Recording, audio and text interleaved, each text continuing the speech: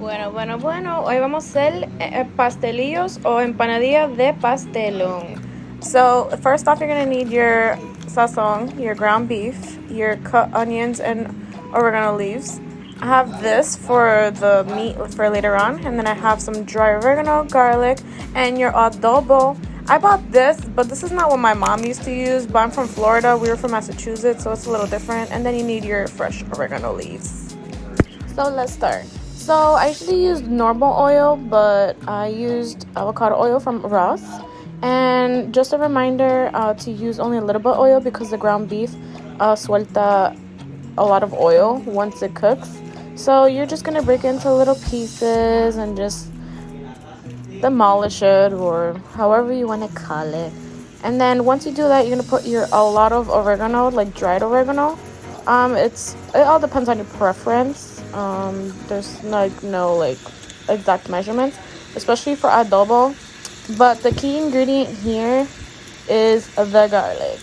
I love garlic, so I like to put a lot of garlic.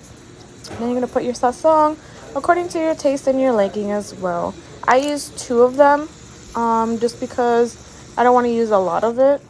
And then as you can see, the oil already built up. So later on, depending on your preference and stuff like that, you can go ahead and remove that oil, or you can just leave it there and then just drain it later on. And then I ended up putting my onions and my oregano leaves, my fresh oregano leaves. And for me, I feel like the oregano leaves unchopped is better than very chopped. And let's just smother it all in. And that's how it's gonna look like. And then I ended up putting my traditional Ragú sauce just to make it like not dry, because nobody likes anything dry. And you just, I don't know, it gives it like a good taste. I learned this from my dad. And then when I started cooking it, you can see how like juicy it is, and then that little corner up there on the top, how dry it is. So I'm just gonna let it sit for like another 20 minutes. This plantilla right here got me really upset. It was so small. I'm used to big plantillas. Like I'm telling you, I'm from Massachusetts, and Florida be crazy.